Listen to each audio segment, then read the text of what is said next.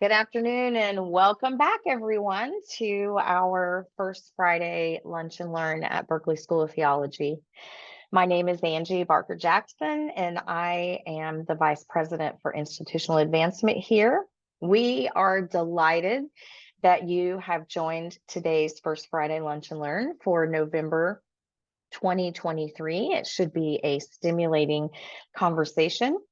If you have not yet introduced yourself in the chat and let us know where you're coming in from, we invite you to do so.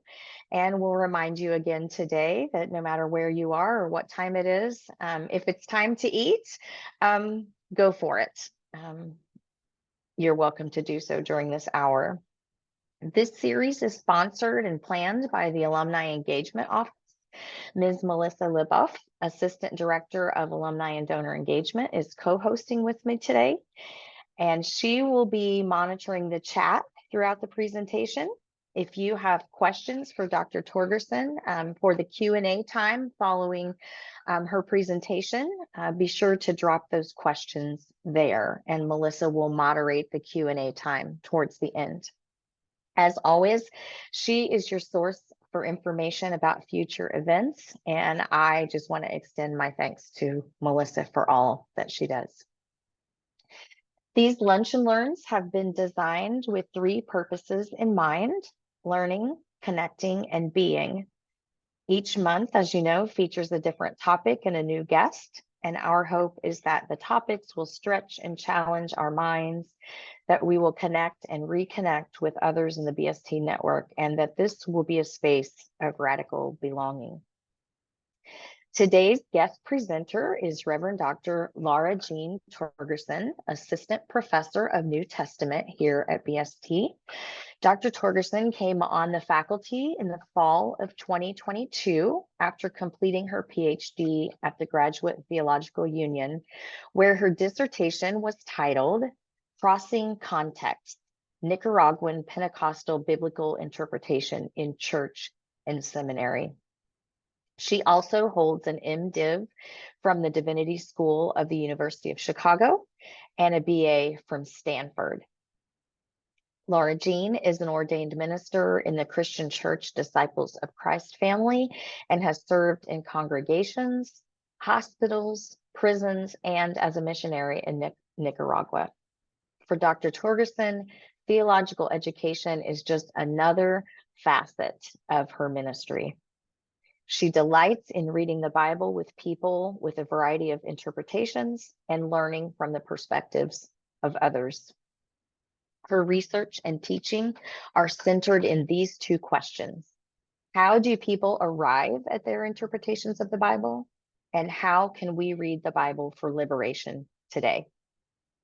Dr. Torgerson and her husband are raising two amazing humans in Oakland and hope to find a dog soon to join their family. She is a member of Mills Grove Christian Church. So now, without further ado, welcome Reverend Dr. Laura Jean Torgerson. We are eager to hear your thoughts on the question, do Syrophoenician lives matter? Justice, identities, and how we read the Bible. Thank you very much. It is a joy to be with you all this afternoon. And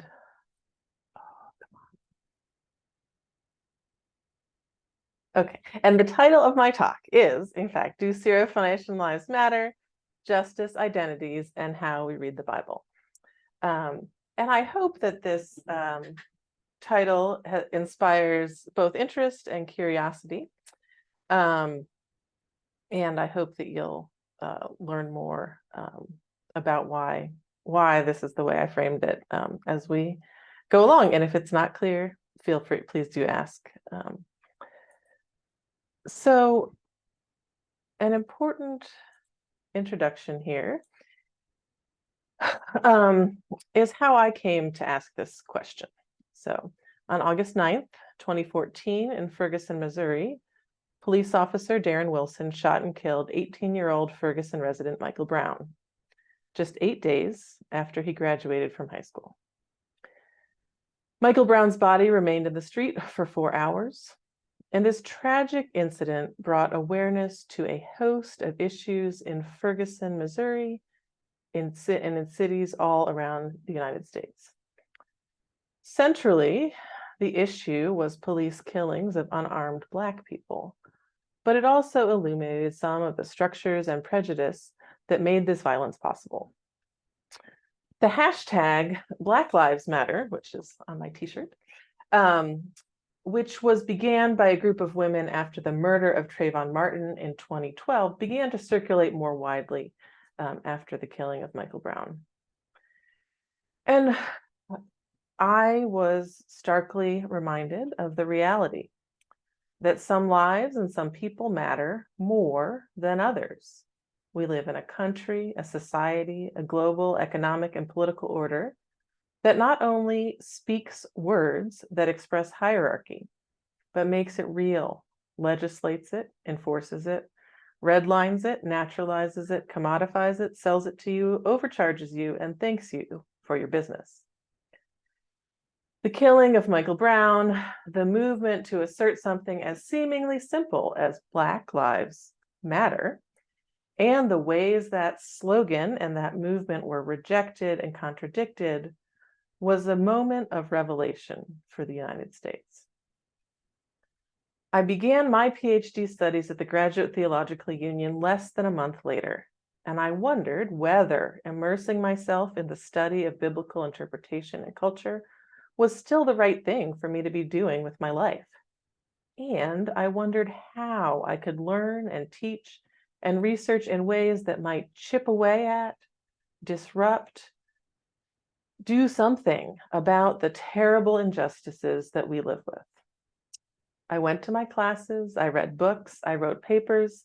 My partner and I took our kids to Black Lives Matter protests where we live in Oakland, and I kept looking for ways those pursuits could not be different, but could intersect. And one of the holy spaces of intersection during my first semester as a doctoral student was a class called Decolonizing Bible Study, taught by the Reverend Dr. Bo-Young Lee at the Pacific School of Religion. And that is where I first started thinking about this Bible story about the Syrophoenician woman and Jesus, which not all of you necessarily know which story we're talking about when we say that, so which is fine.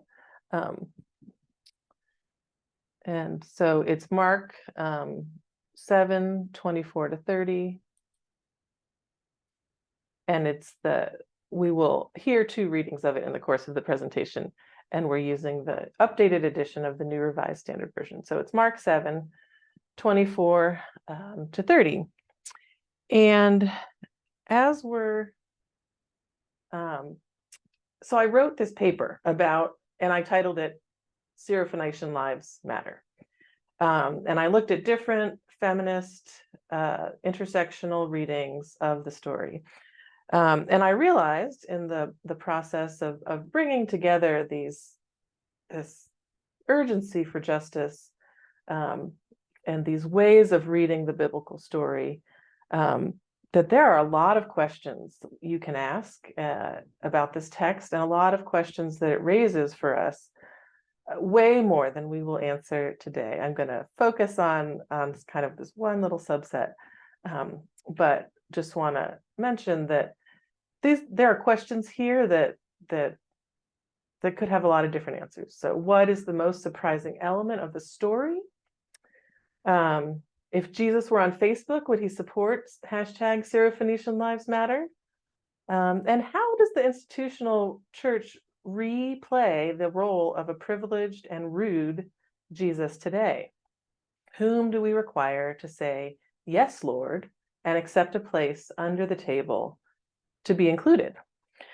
So those are big questions. We're not going to answer them all, but those were the questions that I was asking at that time. Since then, Mitzi J. Smith, a womanist New Testament scholar, when in the wake of the killing of Sandra Bland, almost a year later in 2015, wrote a really great article that everyone should read about womanist sass and talkback in relation to this story from Mark. And she has two really important insights. That the response that Jesus gives to this woman is very parallel to people saying all lives matter. And that the Syrophoenician woman gets what she wants and survives her use of sass and talking back, but not all oppressed women are so fortunate. For example, Sandra Bland. One of the readings that I studied back in 2014 was by Sureka Nelavala, who's an Indian Dalit feminist. And she does an intentionally autobiographical reading. She's the Dalit daughter of a domestic worker. And she sees in the interaction between Jesus and the Syrophoenician woman strong parallels to the experience of her mother and others like her. And one of the things that she realizes that insights that is she's given by that is seeing how the mother subverts this insult to achieve the goal of her daughter's healing.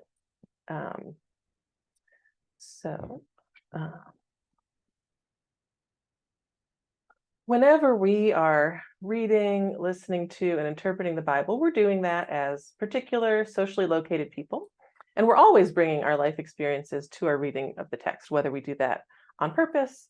Sometimes we do it intentionally when we think about, oh, how is this story parallel to my life?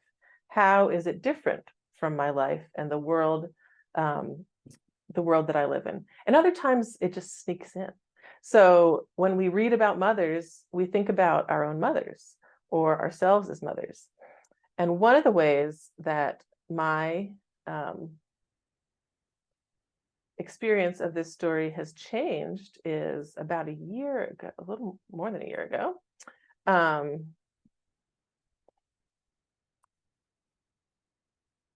We fell in love with a dog named Digby. And so I just have different feelings about dogs now. I wasn't a dog person before, but that changes the way I read this story. And that's a fairly trivial thing. There are we're going to get into a little bit deeper aspects of how our life experiences inform our readings of biblical texts, but that was one that surprised me. And I feel like dog people know, right, what it means. And I did not know that before. So I'm going to be talking about both marginalization and privilege in this presentation and dialogue. And I would like to use just a definition so that we're on the same page as to what that means. And I haven't found a better one than that of my esteemed colleague, the Reverend Dr. Valerie Miles Tribble.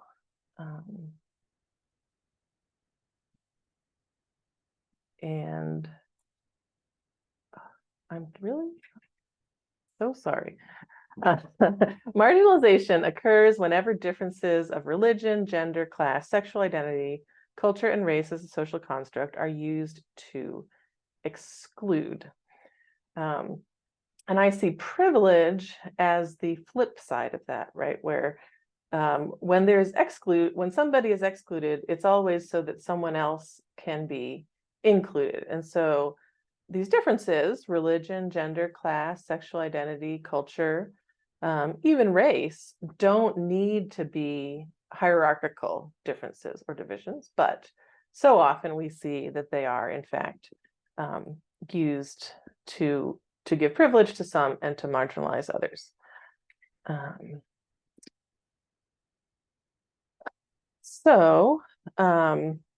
I also want to just, another reason that I really like this story is because sometimes we ask, does the Bible talk about race?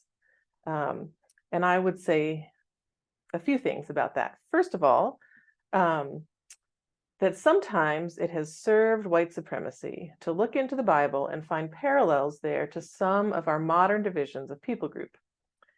And so saying, yes, races are found in the Bible was one part of the biblically based argument of some white Christians in the United States that they used to support the enslavement of Black people.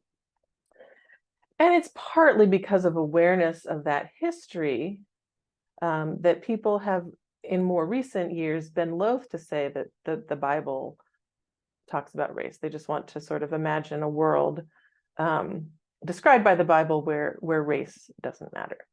But it's also the case that there are moments where it serves white supremacy to pretend that the Bible does not talk about race and ethnicity, and particularly that the New Testament offers us a vision of a community in which race doesn't matter. And so this is a really clear example of ethnic divisions showing up in the Bible. And so it really challenges the notion that the Bible doesn't care about race and ethnicity. And now I'm going to ask Angie to help me by queuing up the video, which, let's see, which is the first version. We're going to look at two versions of this story. And so I hope, and I want to thank my colleagues for helping me out by participating as actors in this retelling, or this telling of Mark 7:24-30 from the New Revised Standard Version, updated edition.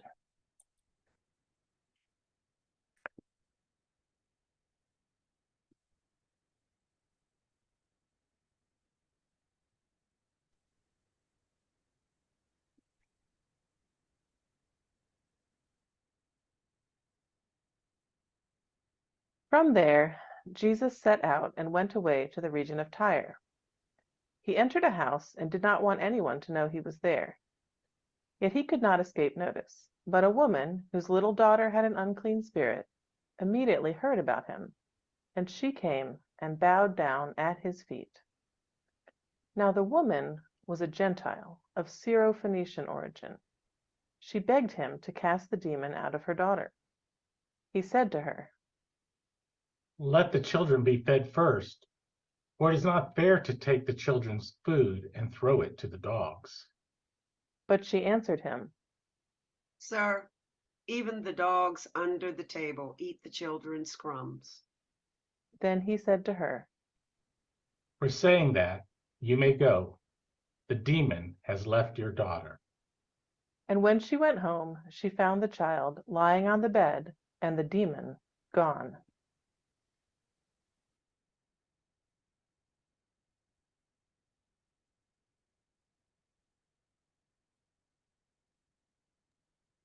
Thank you. So what I hope to illustrate with this reading of the story is that biblical scholars talk about what is this identity? What does it mean that this woman is called Syrophoenician? We get a lot of information about her, that she's Syrophoenician, that she's Greek or Gentile,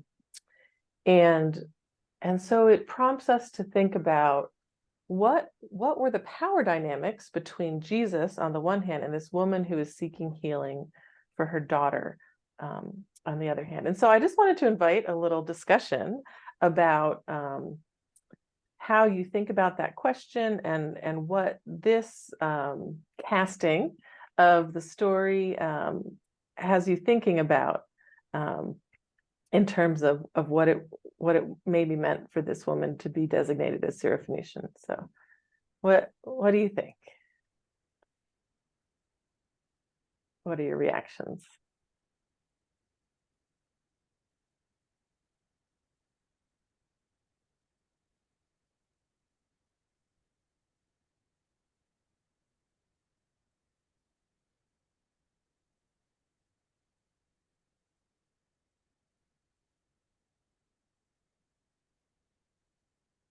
It's only 1 minute long. Maybe we should listen to it again. Could you do that, Angie?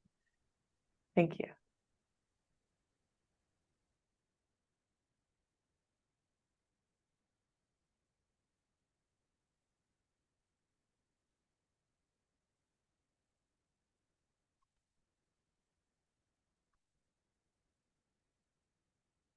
From there, Jesus set out and went away to the region of Tyre. He entered a house and did not want anyone to know he was there. Yet he could not escape notice. But a woman whose little daughter had an unclean spirit immediately heard about him, and she came and bowed down at his feet. Now the woman was a Gentile of Syrophoenician origin. She begged him to cast the demon out of her daughter. He said to her, Let the children be fed first, for it is not fair to take the children's food and throw it to the dogs. but she answered him, Sir, even the dogs under the table eat the children's crumbs. Then he said to her, For saying that, you may go. The demon has left your daughter. And when she went home, she found the child lying on the bed and the demon gone.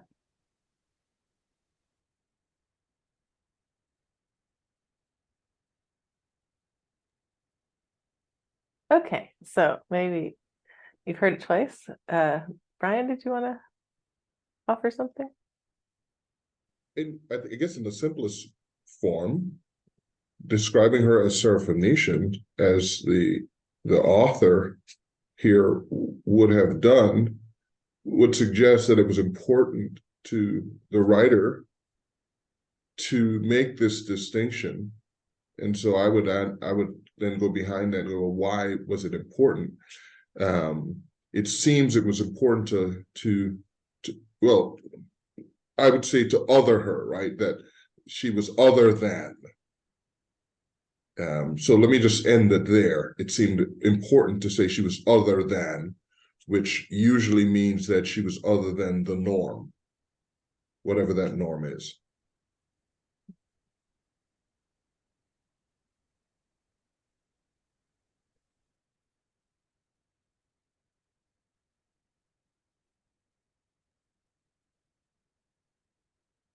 What else comes up for you listening to this reading of the story?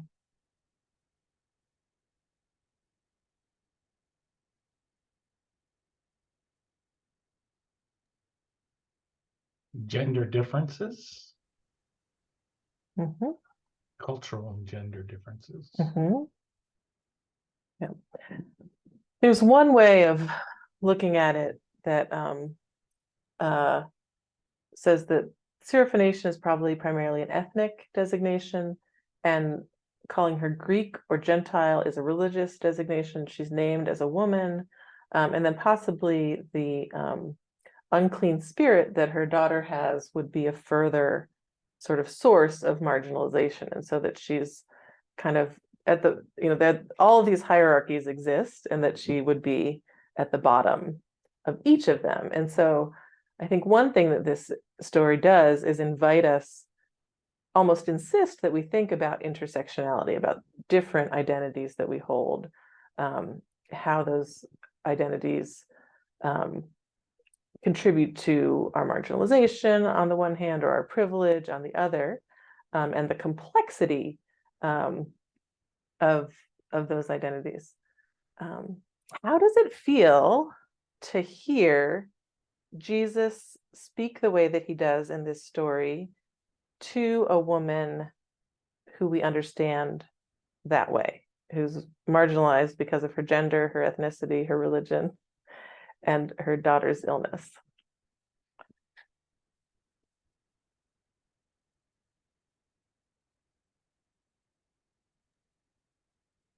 I don't want to jump. I kind of think I see where you're going at with this, and what's really interesting, Lord G. You'll see why the others in a minute here, but I mean, as I mentioned, it feels somewhat condescending, and I'm curious. I'm curious about casting of what you did, and who you chose to read out, especially from people who are of certain cultural and ethnic perspectives as well too. If there's something involved there as well too, because I mean that does matter as well also. Absolutely. Let's see, it looks like Bill's got his hand up and Sam. It seems to me that it's out of character for Jesus to speak that way. Mhm. It's not something that I would have expected at Right. all. Right. Yeah. For a lot of people, the big surprise in the story is that Jesus responds the way that he does. Because there are many encounters that he had with people who are seeking an exorcism or a healing, and this response stands out in Mark's gospel and in all of the gospels. Sam. Yeah, I was just gonna say it makes me real uncomfortable. The flannel graph white Jesus that I learned about in Sunday school doesn't react this way, and so hearing him say that makes me super uncomfortable. Yeah, most people don't like it. Jim, you'll have to unmute yourself so we can hear you.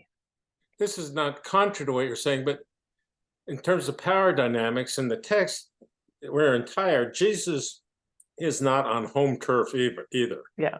I mean, he's outside. He's hiding to some extent. So that mutes the power dynamics just a little bit, I think. Yeah, I would say that it makes them more complicated. And our second video is going to try to illustrate that a little bit for us. Yeah, so it is important, I think, that we recognize that most people don't like what Jesus says here. Jeff, you'll have to unmute yourself so we can hear you. How about now?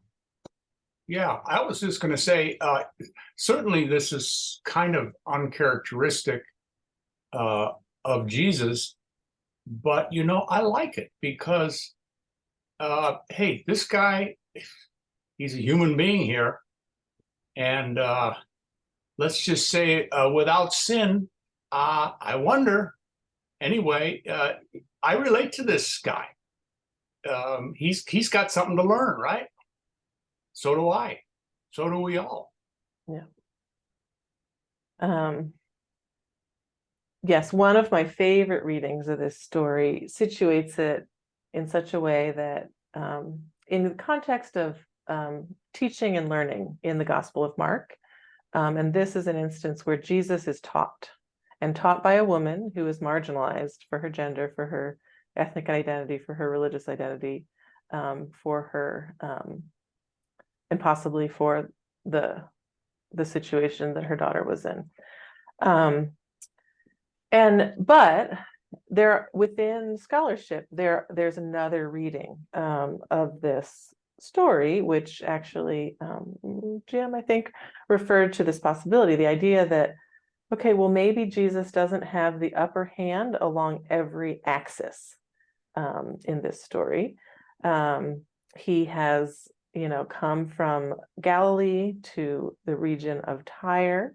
And it's also possible that the designation of the woman as Greek refers less to her religious non-Jewish identity, and it's really complicated. I mean, there are a lot of questions about that, but it could be really more cultural and even economic, and indicate that she's kind of an upper class citizen of the eastern part of the Roman Empire who participates in Greek culture, and that is the twist that inspired my casting of the second video, which Angie, if you're ready, we can watch together.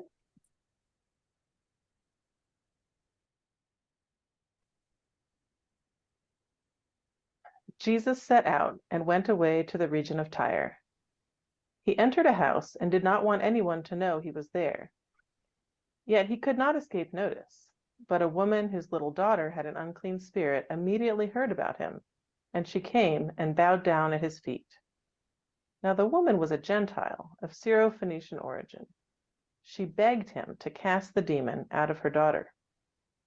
He said to her, "Let the children be fed first, for it is not fair to take the children's food and throw it to the dogs." But she answered him, Sir, even the dogs under the table eat the children's crumbs.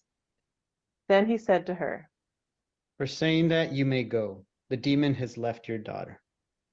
and when she went home, she found the child lying on the bed and the demon gone.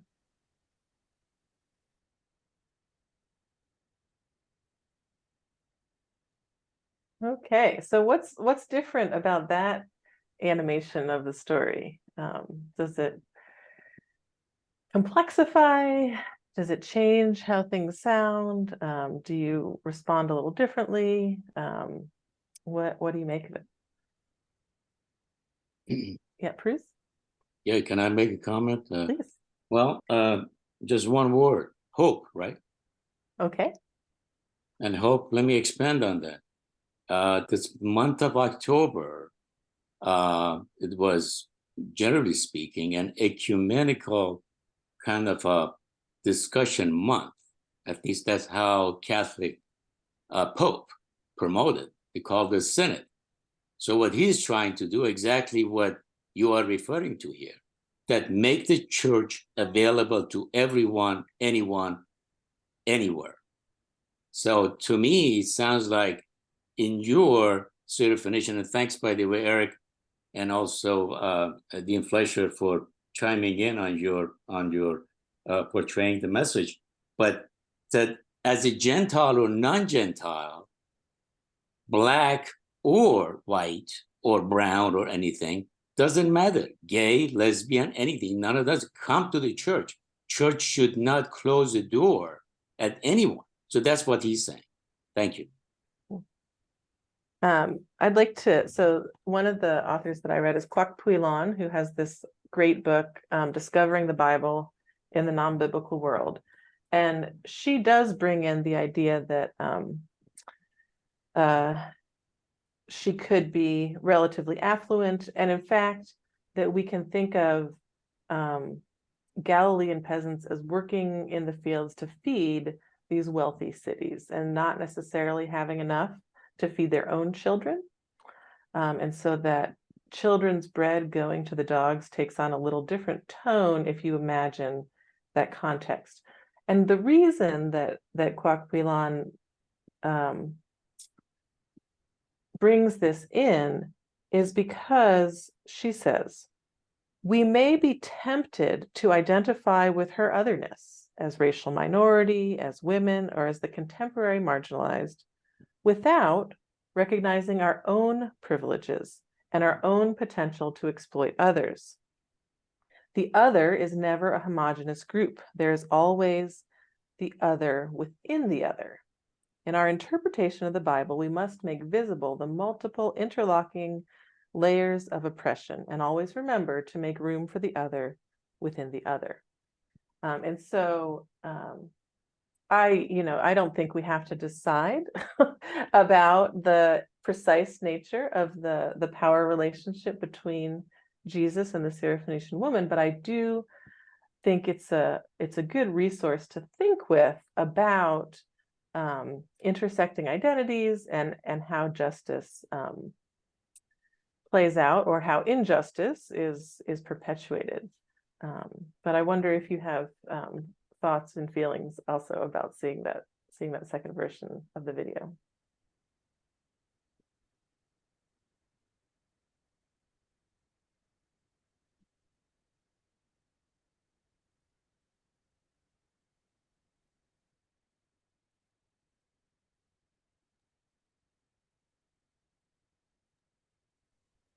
Well, can I be blunt here, Laura Jean? Sure. In the first one, we see a white man speaking to an African American woman. Yep. And the second one, we see a Latino speaking to a white woman. Yep. And how is that going to shape our interpretation? How much does the visual shape our view of what's going on? Yes. The first one, we see Jesus more as oppressive. The second one, since Jesus is from a marginalized ethnicity of our time, we see Jesus more as like the one that's kind of laid back. Is that something that I think, do you think I'm correct in saying that, or am I out of line? I hope or- so. That was the Okay. that was the point. And also institutionally, I had the president and the dean reading two parts and faculty members reading the other parts. And so there's that, power relationship also that's on top of even though and sometimes there are and I did that to try to highlight the pitfalls of thinking we can isolate one element and only talk about that, right? So there are lots of feminist readings of this text, right? But we don't want to say, oh, well, it's just sexism, right? Like, so because when it depends on which men and which women are involved, whether sexism is compounded by other hierarchies or whether it just gets complicated, that there are many dynamics at play. Yeah. Thank you. That's a great question. I also have another comment about feminist biblical interpretation, which I think is great. But one of the pitfalls that some of the best authors who write about this story are aware of is a common feminist trope of pitting a feminist Jesus against a sexist Judaism. And one of my favorite tools for keeping myself honest in this respect is the Jewish annotated New Testament. And so when I'm wondering if maybe a reading is anti-Jewish or not quite correct, I go look it up there as kind of a check. And the other thing that if we look at it this second way, then we can also, another step you can take it is that this, perhaps the woman and Jesus, who they represent for the Markan community, are two colonized groups fighting for acceptance by the empire. And that feels like a really hard and important reading in the moments that we're living in, where we see this terrible conflict between Jews who have been persecuted by Christian Europe and anti-Semitic Christendom, and Palestinians who are considered to be worth less because of racism and Islamophobia. And they are in conflict with one another. And that question of the empire's oppression is not addressed. Yes, Amy Jill Levine is one of the editors of the Jewish Annotated New Testament. She does some of the writing, but it's a lot of people that are the contributors are a whole massive page. But Mark V. Breitler and Amy Jill Levine are the editors of the volume. And the GTU has it electronically in the library too. So if you just need to look up one thing, you can go there, which is great. Are there any other reflections? And I wonder if, this is maybe putting you on the spot more than you were expecting when you logged into the Zoom, but are there things about your own life stories that this story connects with? I can tell you a lot about stories that I've encountered, but I wonder if there's something in this gathered community that you're thinking about and would be willing to share.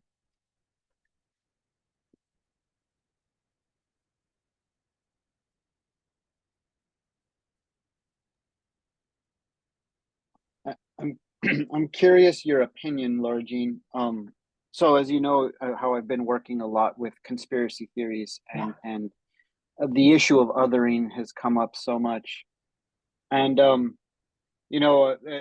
keep running into in my research about how othering is a key component in identity creation, right? So Mhm. for a person to be able to identify, there's not only solidarity with the group, but there's also othering of a group, so that that person can say, I am not part of that.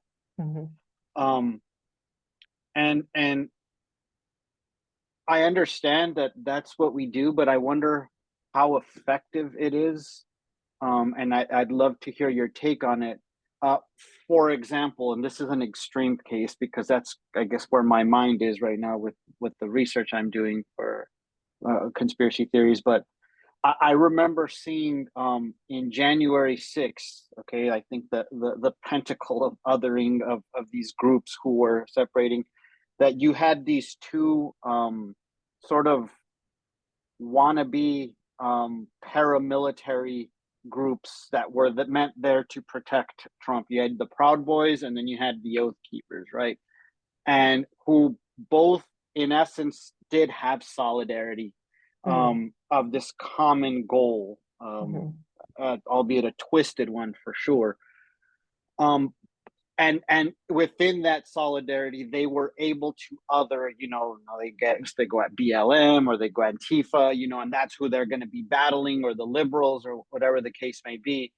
But I remember them showing a video where the leader of the Proud Boys met the leader of the Oath Keepers, and I saw it. I kind of even anticipated it.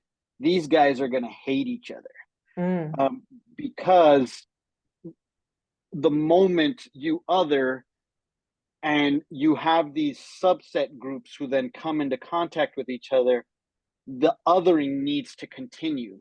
So it's not really practical of a way to identify, because it never ends. It's always going to be continual. It's a cascade, in essence, to the point where you're left down as an individual and there's really no community, in essence. And so I wonder, and I don't know if this scripture could speak to that in any way, but if there is some form of solution or way to speak to that, or to deconstruct it or address it, so that we can begin to view our own identifications in a way that doesn't require othering. Yeah, thank you, Eric. That actually reminds me of a Japanese feminist theologian reading this story. Her name is Hisako Kinukawa. And she's looking at honor and shame, and she's looking at concern for purity, ethnic purity. And she reads this in sort of dialogue with an experience that she had. She's from Japan, and they had a sort of group seeking reconciliation of Japanese women, Korean women, and Korean women living in Japan, which is apparently kind of this ethnic designation and a refusal to sort of integrate Koreans into the Japanese population, and the legacy of Japanese imperialism being part of that. And so because she's reading those stories together, she, more than like, who is Jesus and who is the Syrophoenician woman, she says, what happens when they talk? What does that dialogue produce? And what it produces is a change in the oppressor, or is a shift in their relationship. And the woman is the one who initiates this shift.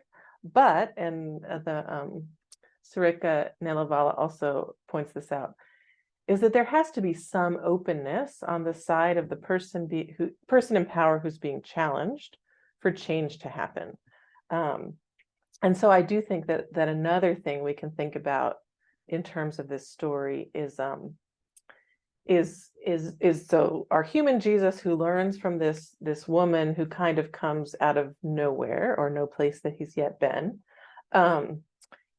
and just what it means to engage with another human who might be on the other side of many of these divisions, and allow yourself to be changed and speak up for yourself in the ways in which you are marginalized. And I think you can read Jesus's statement, if you like the second version better, that's him sort of asserting. And I think too, there are both promises and pitfalls when two people are speaking to one another and both feel that the other person has power over them. And that it just gets really complicated is what I would say about that. Laura Jean, it's Brian.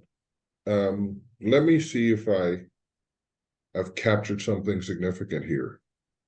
Takes me a little while sometimes. It seems to me the genius in which you presented today is what recasting oftentimes does. So if we were to do a remake of Guess Who's Coming to Dinner, are you familiar with the movie? We were to do a remake of Guess Who's Coming to Dinner today, just because of, and we were to choose a prominent executive producer, director, everyone who knows where the business is at now with their own sensibilities, without consciously recasting just through the lens of their own sensibilities, it would be a very different movie. Even though the subject matter appears to be clear to everyone. I think that's what you did here, at least for me. I don't know about anybody else. What it seems you've done to me is that I have cast in this scenario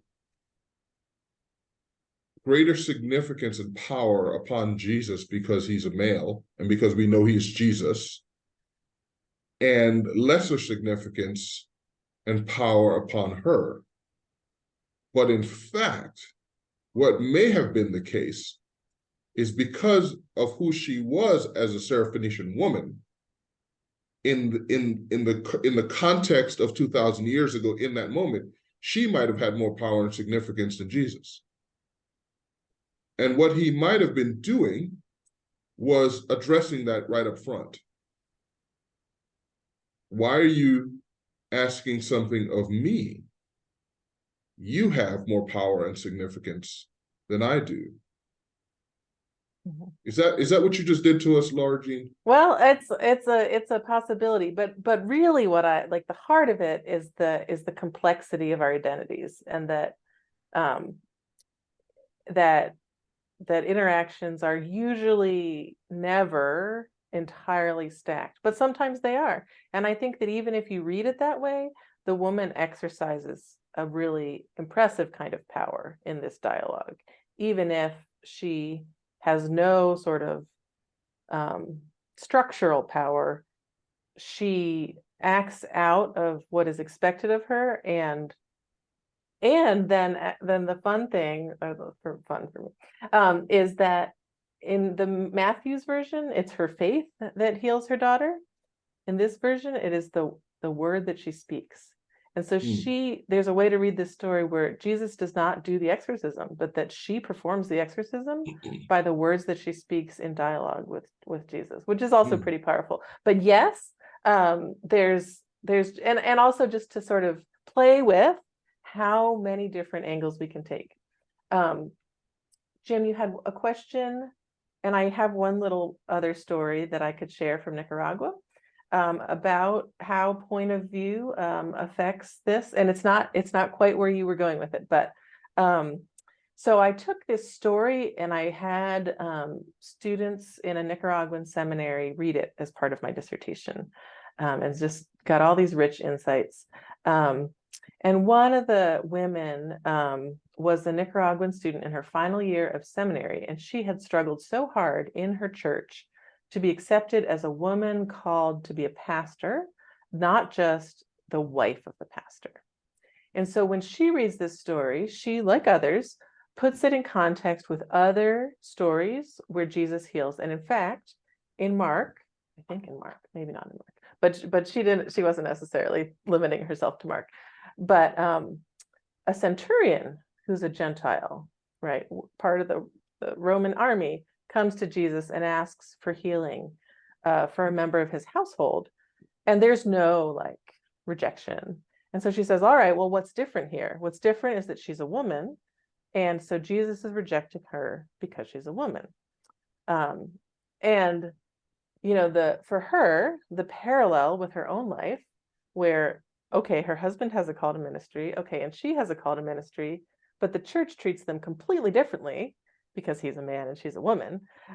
So that, you know, shapes her lens of how she reads the story. And for all of us, you know, our experiences, our identities shape how we read these stories.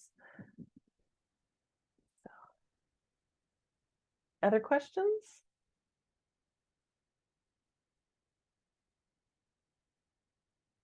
Comments?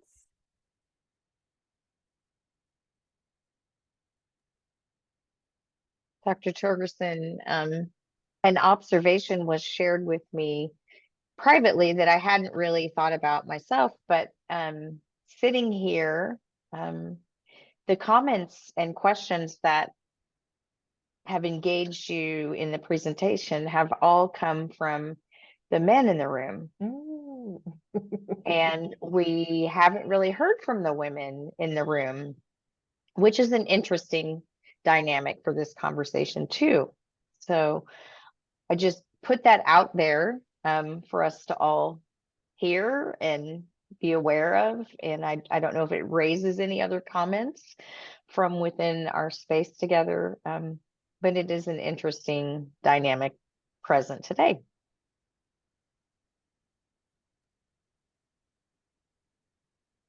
Well, I'm not a woman, but I thought I would say first and all that I certainly appreciate your presentation.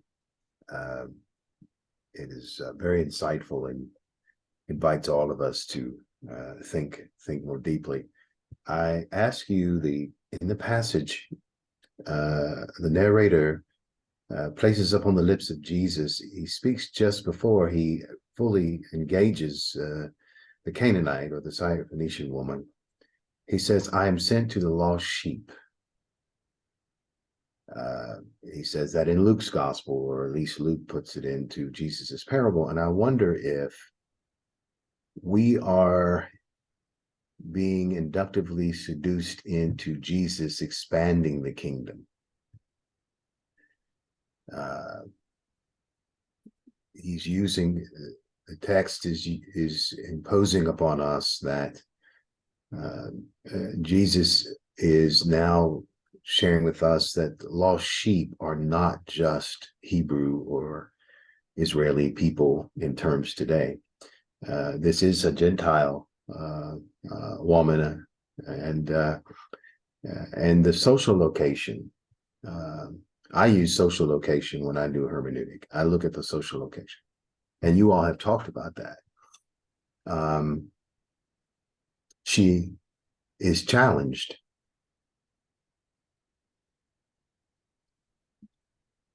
She used the proper words, Son of David, Lord have mercy. That's also in Mark's gospel. Bartimaeus said the same thing to Jesus, the exact words. And it seems Jesus challenges her. Do you know what you've just said?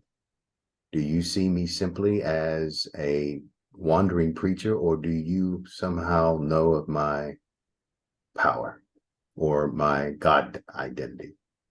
And she says to him in a very polite way, I think. I mean, I don't know what I would have said if he said that to me, but what she says moved him to heal her son. And I wonder, you're the New Testament exegete. What will you make of that?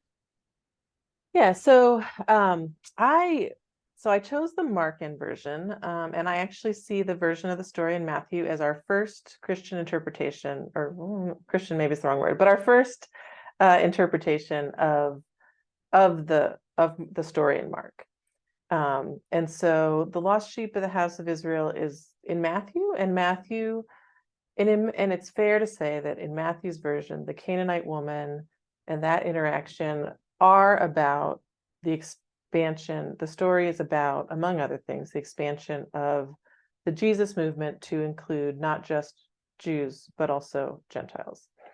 And there's this trope of finding faith outside of Israel that is not found within Israel. That's Matthew. In Mark, I think it's a little more open because it's not her faith, it's her speech. And it's not so clear. And there's a long history of interpretation that this is a story about Gentile inclusion.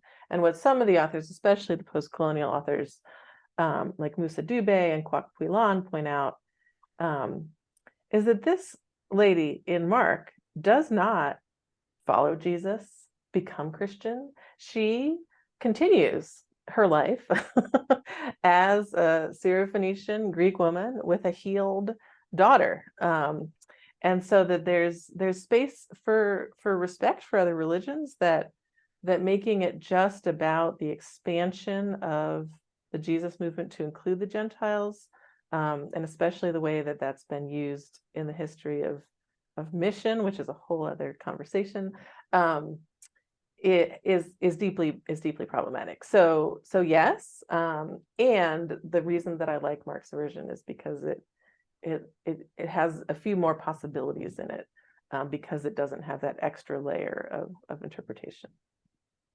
Thank you. Very good. Laura Jean, thank you so much for being our featured guest today. It was so fun to read the Bible with you and to hear this discussion. We're delighted that you gave us these things to think about. Before we log off today, I have a couple of announcements for the BST community. The December and January Lunch and Learns will be less academic and focused on soul and spirit, if you will. Friday, December 1st, we'll come together here on Zoom for a holiday chapel service. Homiletics professor, Reverend Dr. Sam Park, will offer a reflection during that service, and the staff of BST, who often remain in the background, will lead us in a contemplative time to prepare our hearts for Advent. So we hope you'll join us for that. And then on Friday, January 5th, I will lead a reflective time entitled Star Words, a spiritual practice for Epiphany. You can register for both opportunities through the link in the chat. And lastly, for the alumni among us, 2024 is a leap year, and we invite you to join us all year long as we will be leaping through doors of opportunity together. Watch the BST Bulletin for news about the multiple alumni gatherings we'll host next year, the first of which on Leap Day, February 29th. So we hope that you'll see those announcements and will participate in those opportunities.